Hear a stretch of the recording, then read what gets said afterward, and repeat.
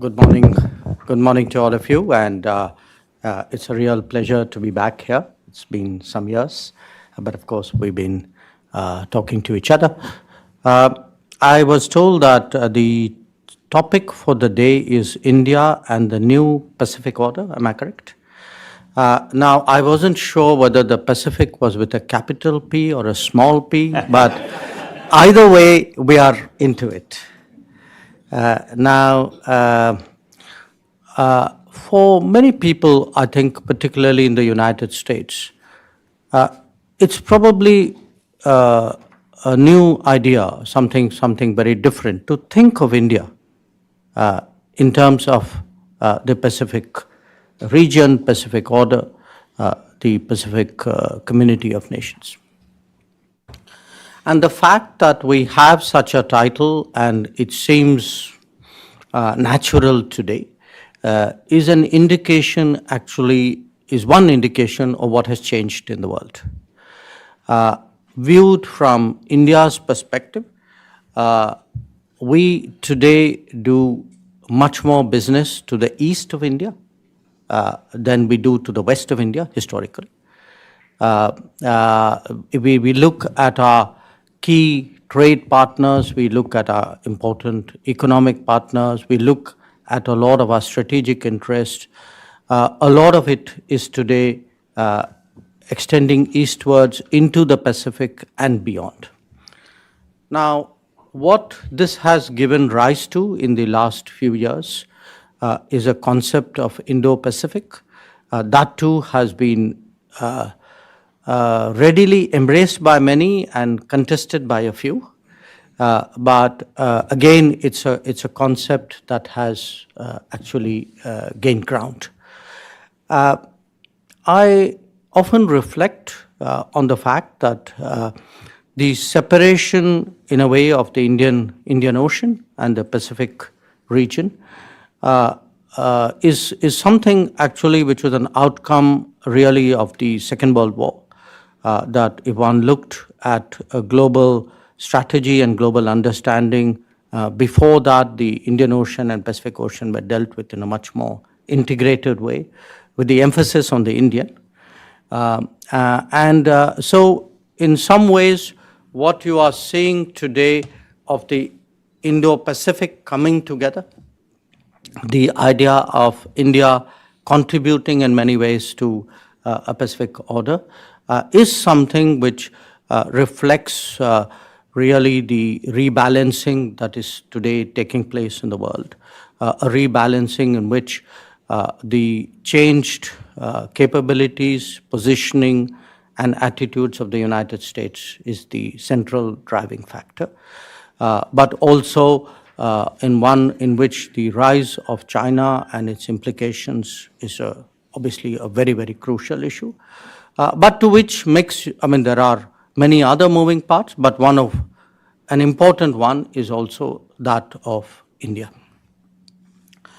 Now, related to the Indo-Pacific, again, over the last 6 years, another concept which has gained ground is that of the Quad. It was revived in 2017 after a gap. It was attempted first in 2007. It did not last. It was revived after a decade. It's an interesting question why it worked this time when it did not work the first time. Not just worked, but if you see in 17, it was done at a bureaucratic level, at an undersecretary level in the US. In 19, it became a ministerial forum. In 21, it became a presidential, prime ministerial forum. And at every stage, there were people who said, well, this is where it sort of fizzles out, and it seems to be growing from strength to strength. And we will have the privilege of hosting the summit next year in India. In terms of the Pacific Order, I think a lot of the global concerns are most acute in the Pacific. One is, one of course is the larger issue of how do you maintain stability in the middle of very major change taking place, because often sharp changes in balances of power and interest and influence can create risks whose management therefore becomes a very crucial issue. But there are some other, I think, key issues today in the world which center particularly around the Pacific. One of them is the building of reliable and resilient supply chains, because the experiences of the last few years have taught us their importance. The other is the promotion of trust and transparency on anything to do with digital. So whether it's telecom, or whether it's artificial intelligence, or whether it's the car that you are driving, really today the importance of trusted providers, trusted sources, trusted geographies, I think this is today a very, very big issue. The third is the over-concentration of production, especially of manufacturing, that if you have over-concentration which is liable to be leveraged, had it happened in any of our national economies, it would have attracted antitrust provisions. Yet it happens in the world, and we are all blissfully, we are sanguine about it. So what are the dangers of over-concentration? What are the implications of over-concentration? How are they leveraged? How are they weaponized? I think is a very big issue today in the world. And if you put it together, I would suggest to you that the world is badly in need of some form of re-globalization. That globalization itself is undeniable. It has struck very deep roots. It has tremendous benefits, nobody doubts that. But the particular model of globalization, which has evolved over the last 25 years, obviously has a lot of risks inherent in it. And today, how to address those risks and create a safer world is part of the challenge facing the Pacific Order. So let me just end with one last remark, because John, there was something you said, which was India and the United States have never really worked before together. I think that is a very thoughtful observation, because dealing with each other is not the same as working with each other. In the past, we have always dealt with each other, sometimes not entirely happily. But working with each other is really uncharted territory. It is a territory which we have both entered in the last few years. And it has required both of us really to overcome what my Prime Minister called the hesitations of history when he spoke to the Congress a few years ago. So how do we create that ability and the convergences and hopefully the comfort to work together? I think that would be very crucial to the future of the Pacific Order. So perhaps with those remarks, Walter, if you would allow me, we can start the conversation. Terrific. Thank you.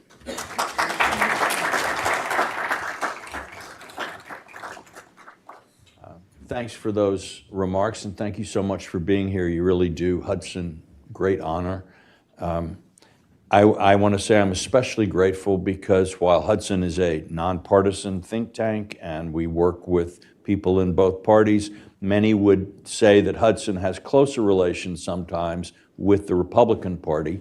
So we especially appreciate that you have reached out in a way, in a bipartisan way, toward the opposition. It reminds us that both India and the United States are democracies, do believe in pluralism, and we at Hudson appreciate this sign of India's concern, faith in that principle.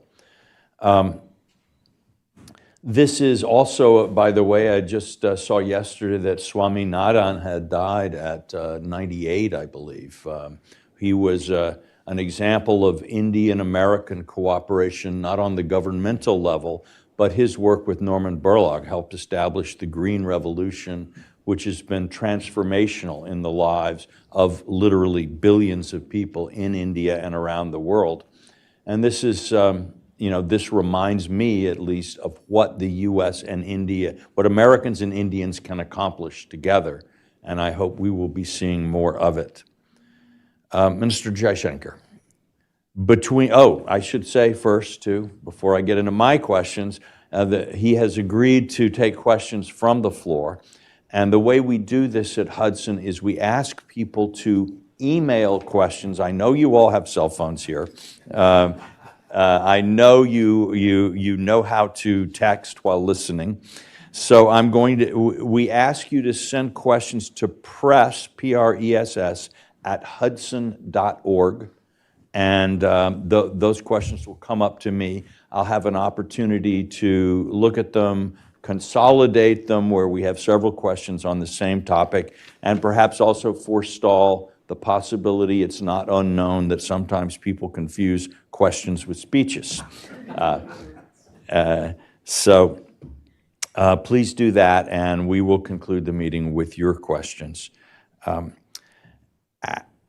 At the G20 and elsewhere, we hear that India is looking for a change in international architecture or in the way world politics works and world institutions.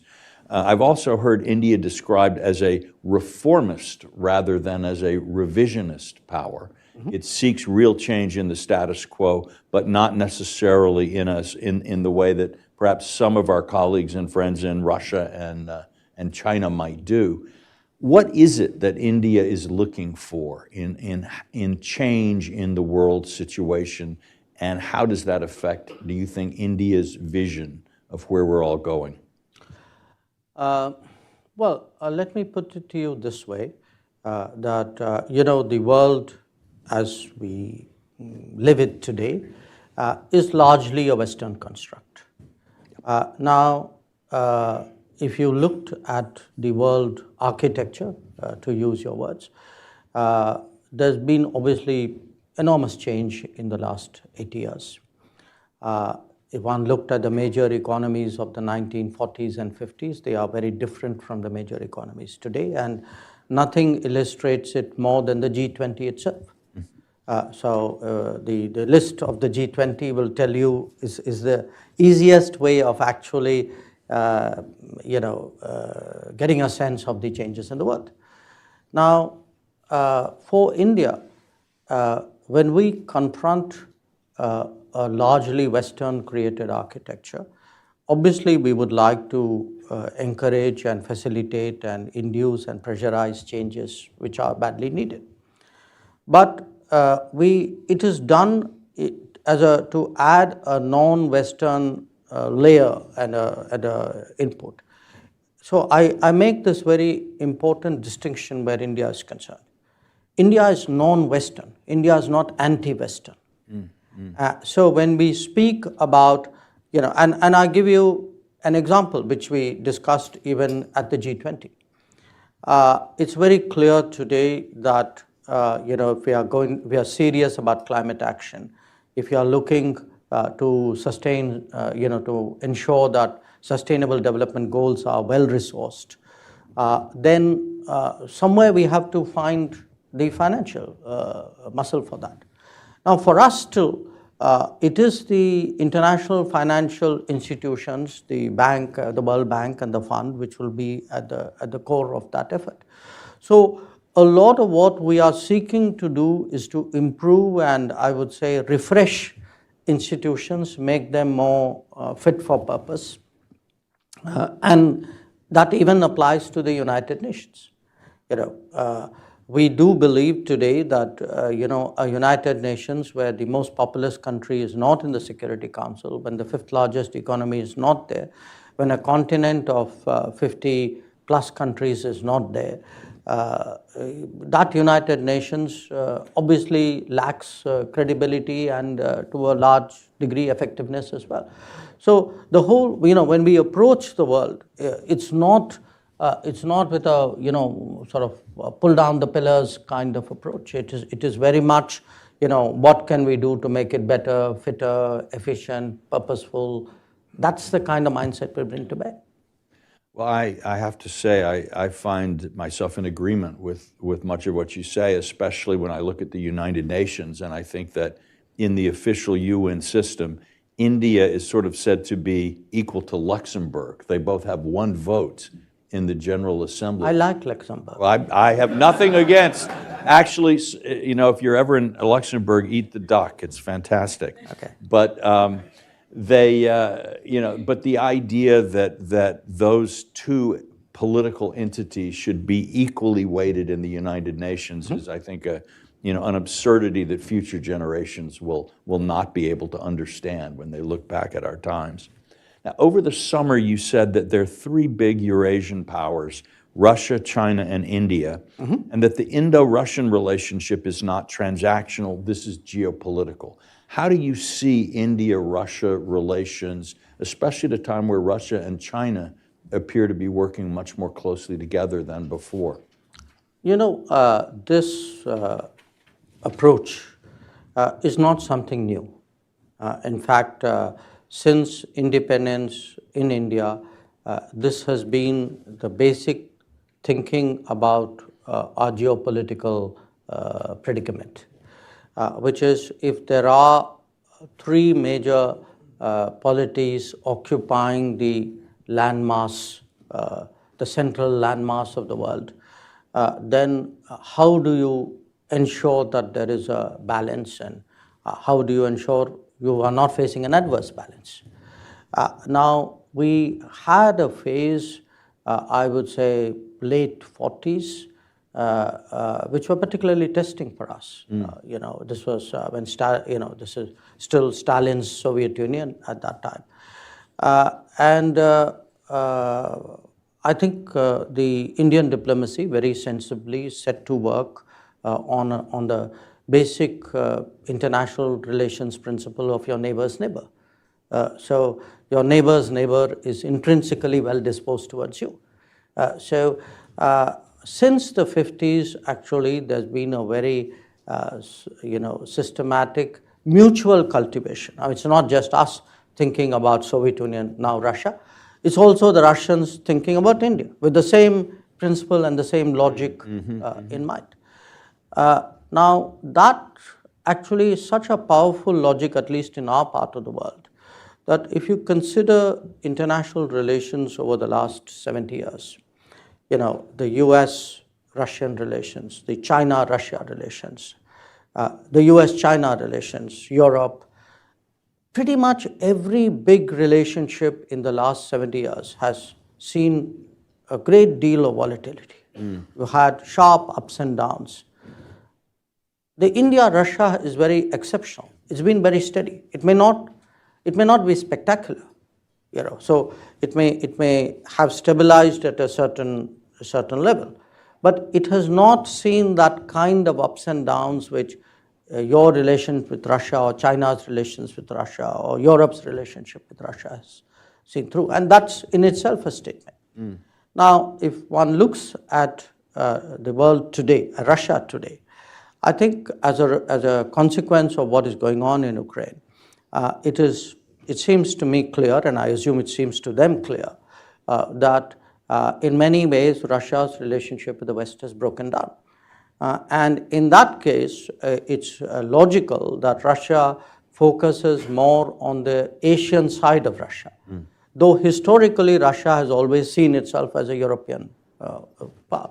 So you are actually seeing a reinvention of Russia as a consequence of what is happening in Ukraine. You can see much of that will naturally focus on China because that's the first and the largest country and economy that Russia encounters when it wheels around and looks at Asia.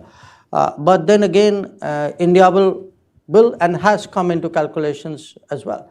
So I would predict actually a Russia which would consciously focus on the non-Western world, away from Europe, away from the United States, look much more at Asia, look possibly at other regions as well, but Asia is economically the most active Yep. So I guess that's what you're going to see. Okay. There's a growing recognition in the United States and India, I think, bolstered by Prime Minister Modi's tremendously successful visit last summer, that our two countries' interests are broadly and even strategically aligned in a way perhaps they have not been in the past. And this is that shift from dealing with one another to working with one another that you mentioned. Where do you see the principal areas where our interests are aligned, and what areas of tension and difference do you see at this point? I would say they are aligned in a set of areas. In a kind of a geostrategic way, they are aligned. That we both want to see a certain stability and a certain set of rules and a certain, I would say, distribution of power, which is advantageous to both of us, and our interests are not clashing in that respect. So at the biggest picture level, I would say there's a very powerful case really for India and the US to work together. So if you look even within our systems, historically, it was actually our national security side which had the greatest suspicion or reservations about each other. Today, it's the national security side which is the most enthusiastic about it. The second is actually the economic side, but an economic side which is very heavily tech focused. Yes. Because if one looks at the direction of the global economy, in fact, you look at our own lives, the tech component of what we use and do and live amidst is increasing. And this what you can call it the knowledge economy, the information embedded economy, I think has created again a very powerful new convergence between us. Because at a global level, the United States will need partners, India will need opportunities and possibilities. So to me, if we are today talking about ISET, if you look at American priorities like the IRA and the CHIPS Act, I think these are all factors which will create a stronger sort of bonding. So if you can get I think if the politics works and the economics get stronger, then obviously there's a very, very strong convergence. Now you ask me where could they be or where are the problems? We are both, we are democratic societies, we are incredibly diverse, but we are diverse in very different ways. Yes. And we are very internally argumentative and externally, argumentative would be a mild word. So what happens is, I think we will have, there will be occasions where there will be that rub or that friction. And it will happen also because in a globalized world, our arguments are no longer contained in a national sphere. People who have a viewpoint in India will reach out to people who have a similar viewpoint in the US and vice versa. Today, political arguments are very, very global.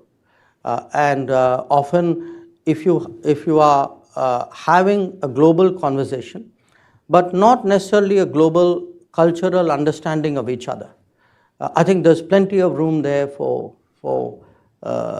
friction. Often, I read judgments or I hear people say things in the US and sometimes in India too, where we are looking at the other society completely from our own template, from our own experience. And I think that would be an issue. Well, I certainly would agree that both, from my experience, both Americans and Indians lead the world in moral lectures. We're both of our societies are We've quite been doing good it at longer, producing- though. Yes, no, you have a deeper experience. I won't deny. But kind of along these lines, I know that when Prime Minister Modi was here, a number of American representatives boycotted his address to Congress. Some did. I don't know if I'd use the word a number. Well, a number can be a small number. It okay. doesn't have to be a big one. And I know I wrote a column about India in the Wall Street Journal, and I got there was a letter to the editor from Cardinal Dolan, who was a very well-respected, a man I personally respect tremendously, to the Journal, expressing his concern that I hadn't said enough in my column about problems of religious minorities in India. So how would you sort of try to shape the conversation, or how would you respond to some of these concerns that people have here? It would be a mix because, I think different people, if I don't know Cardinal Dolan, I'm a little more familiar with American politicians, including members of Congress. So I'm not, I know many of them have strong views, often electorally driven, sometimes culturally driven, all of that. So I'm a little hesitant to address specific examples. But as a broad proposition. Yes. Look, as a broad proposition, all I can say where India is concerned is the underlying culture of India is deeply pluralistic. In fact, I cannot think of any society in the world, and I've lived in many of them, whether I look at Europe or look at North America, and US is very pluralistic. China, I've lived in Russia. The diversity and the layers that you get in India, and you can slice it in different ways. It could be ethnicity, it could be faith, it could be language, it could be traditions. It's actually unique. It's truly in multiple axes the most diverse space in the world. Now, it is something, now when you have that kind of diversity, that diversity will always have its own conversations and discussions. It will be, there will be attempts to get a certain balance right, there will be corrections, there will be recorrections. It's in the nature of diversity. The only way you won't have those dialogues is when you don't have diversity, or when you have imposed something so strong that everything is okay in that place because everybody has either been forced to agree or conditioned to agree with each other. So we actually are a much more looser society where there's almost a natural inclination to disagree, and that is our national character. Now, when you have people who have not come through that experience, who for them, are listening, it's like you're listening to the next room, you really don't know the people in the next room, you're picking snatches of conversation, and then you are making a judgment or an opinion based on that particular soundbite that you picked up. So today, since you brought up the issue of minorities in India, look, what is the test really of fair and good governance, or of the balance of a society? It would be whether in terms of the amenities, the benefits, the access, the rights, do you discriminate or not? And in every society in the world, at some point, there's been some discrimination on some basis. So if you look at India today, it's a society today where there's a tremendous change taking place because people are the biggest change happening today in India is the creation of a social welfare system in a society which has less than $3,000 per capita income. Nobody has done that in the world before. Now, when you look at the benefits of that, you look at housing, you look at health, you look at food, you look at finance, you look at access, educational access, health access, There's no, I defy you to show me discrimination. I mean, in fact, the more digital we have become, the more, in a way, faceless the governance has become. Actually, it's become fairer. But as I said, this is a globalized world. There will be people, you will have people gripe about it. And much of the griping is also political. Let me be very frank with you. Because we've also had a culture of vote banks. And there are sections who had, in their own eyes, a certain privileged access, who today may resent the fact that they don't. It's a phenomenon with which you are not unfamiliar. I think these will be the turbulence of a democratic society. Okay. Well, now we in the United States have had the experience not only of lectures from India, but lectures from Canada. And, I think... they look at you as the global South. Yeah. It's one of the more interesting relationships. And I think Dean Acheson once wrote an essay about Canadian criticisms of the United States, and he titled it "Stern Daughter of the Voice of God." But certainly the Canadian Prime Minister has made some serious charges recently. But I also see that from press reports that you have met while you're in Washington with National Security Advisor Sullivan, with our Secretary of State, Blinken, and that this subject has come up. Can you give us any information about how this is or isn't affecting U.S.-India relations, where this whole matter stands now from your perspective? Okay. So let me start with Canada. Yes, the Canadian Prime Minister made some allegations, initially privately and then publicly. And our response to him, both in private and public, were that what he was alleging was not consistent with our policy, and that if his government had anything relevant and specific they would like us to look into, we were open to looking at it. Now, that's where that conversation is at this point of time. But to understand that conversation, you have to also appreciate that this has been an issue of great friction for many years with Canada, in fact going back to the 1980s.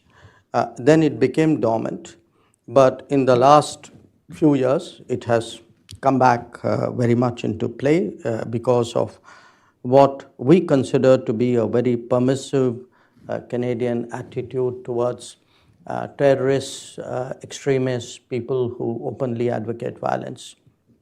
And they have been given operating space in Canada because of the compulsions of Canadian politics. I don't think most Americans, for Americans, perhaps Canada looks very different. But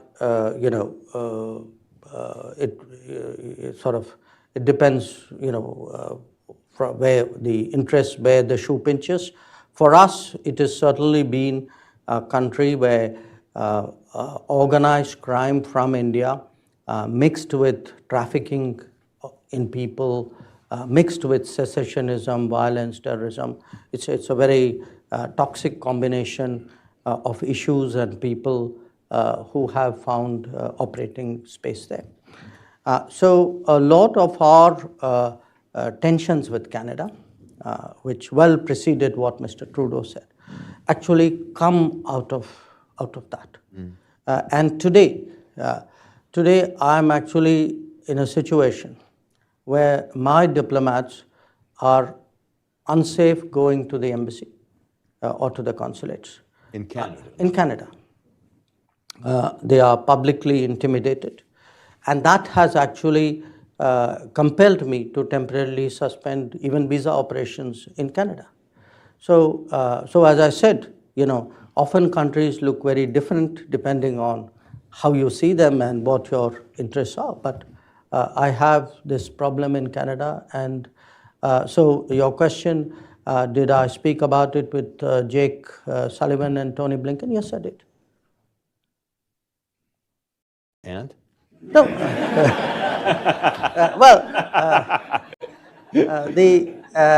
Let's put it this way. They obviously shared, U.S. views and assessments on this whole situation. And I explained to them at some length, what I gave you was a summary of the concerns which I had. So I think hopefully we both came out of those meetings better informed. Right, well, thank you. Well, we are about to go to audience questions, and I see I have some here, but while I'm looking at them, do you have any advice for Americans who want to learn more about India? Where should young people or older people who are interested in this, where should they go to learn about this country that is looming larger and larger in American foreign policy and in world affairs? Look, it's hard to give general advice, but I would say, and this really flows from our own conversation today, that in whatever profession people are, I think it would be useful to try to see how that particular profession or that particular set of interests are doing in India, because there may be experiences there, there may be thoughts there, ideas there, which people would find useful. For many years, India has been an absorber, an active searcher for best practices around the world. I think today we can also contribute to best practices. I give you some very different examples of this. You would have all seen that our very persuasive advocacy of yoga over the last decade has improved global health. So if anybody wants to get up in the morning and wants to have a better day, my suggestion is please, look at your phone and find the most conducive yoga practice. But on the other hand, if you are someone in the digital world and you see really how creatively today, digital mediums and practices are being embraced. And I give you an example. If you are going shopping in India today, you can leave your wallet behind. You can't leave your phone behind, because most likely the person you're buying something from will not accept cash, will want you to pull out your phone, look at the QR code and make a cashless payment. Now, we are clocking, last year we clocked 90 billion cashless financial payments. Just for a reference, the US was about 3, and China was 17.6. This year we probably would exceed. I saw the June figures, it was 9 billion transactions in June alone. So I'm giving you that as an example. Street vendors today will have a QR code on their cart and say, just make your payment there. So it could be digital, it could be wellness, it could be food habits, it could even be, this whole discussion today we have about pluralism, identity, culture, tradition.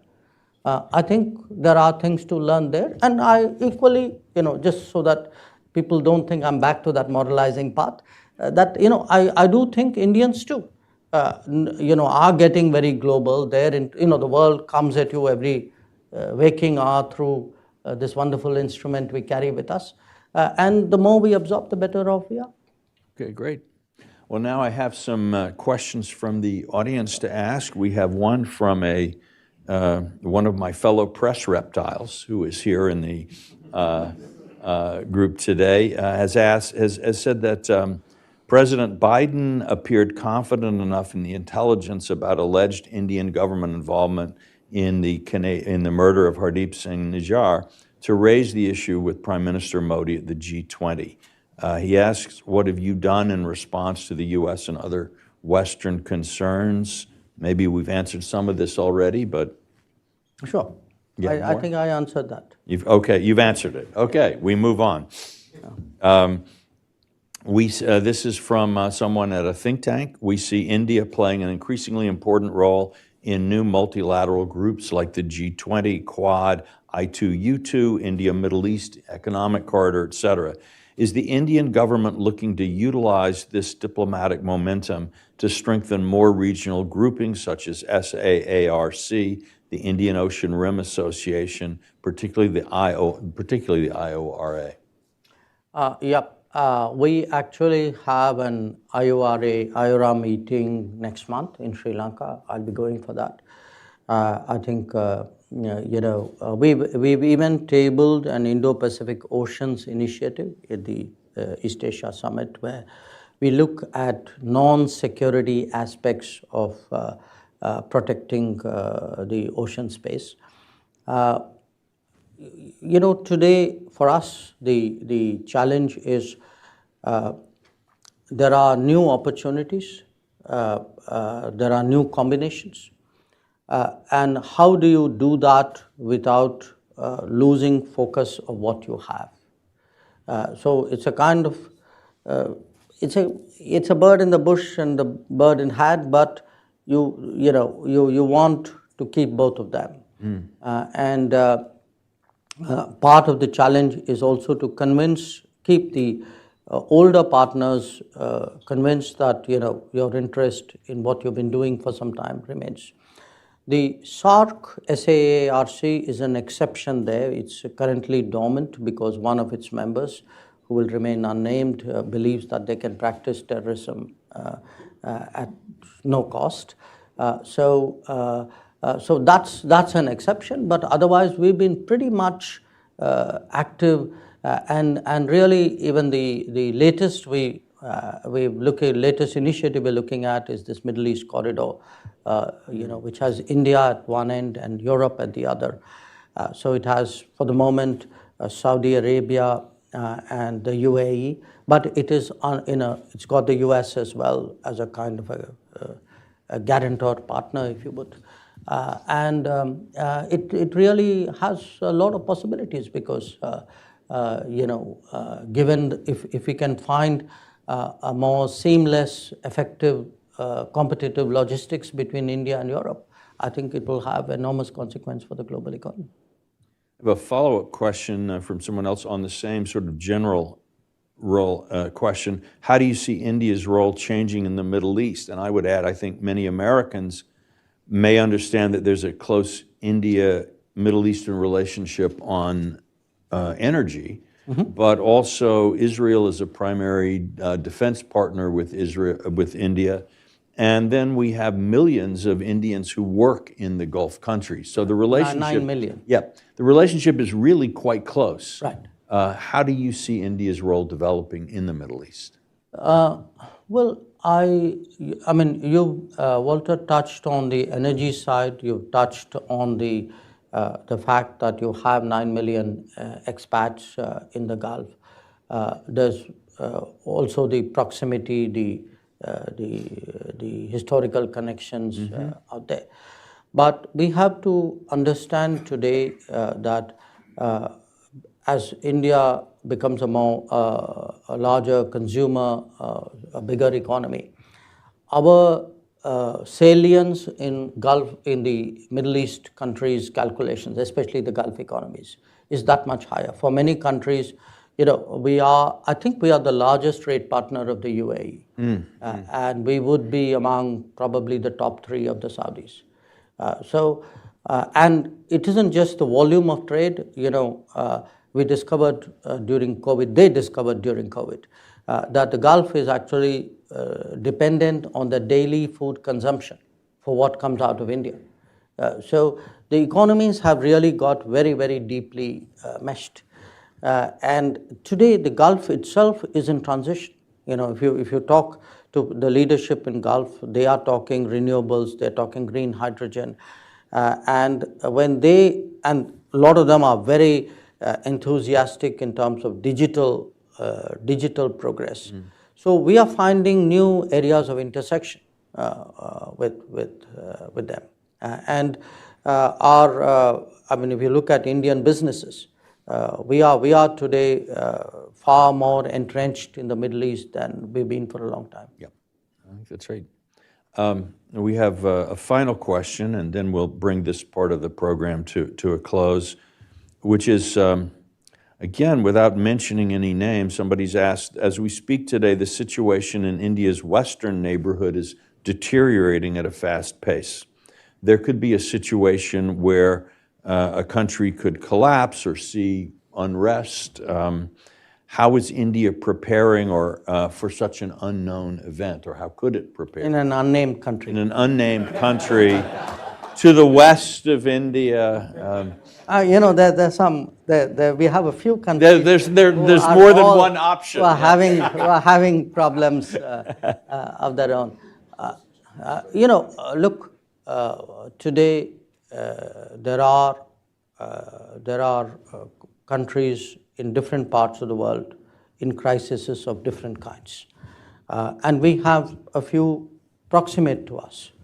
We saw Sri Lanka, which really went through a very, I mean, almost an economic meltdown last year. And we had to step forward because, and you know, they were engaged in a negotiation with the fund. Their needs were so immediate and so serious that we actually did the largest bilateral lending that we've ever done, which was we gave them almost a package of $4 billion as a way of stabilizing their economy. The unnamed country to our west, which we are talking about, but they have a much, you know, their problems are much more long-term. They're much more deeper historically in terms of you know, what happens when distortions have been introduced into the natural progress of an economy. That if you have, let us say, excessive expenditure on the military, or if your borrowing has not been prudent, or if you have infrastructure which doesn't pay its way, I think there are a lot of factors there in multiple chickens are coming home to roost at the same time. Right. Well, thank you very much. I know we're all grateful to Minister Jaishankar for his time. I'll ask you to respect that time as we go. He has a very busy schedule today, so he and I will head out here. There is coffee and other assorted delicacies in the back, I'm afraid more American than Indian. And in 15 minutes, we'll reassemble here where there's going to be a panel discussion led by Hudson's Japan chair and a very distinguished fellow and longtime friend of India, Ken Weinstein. And so I hope to see you back for that soon.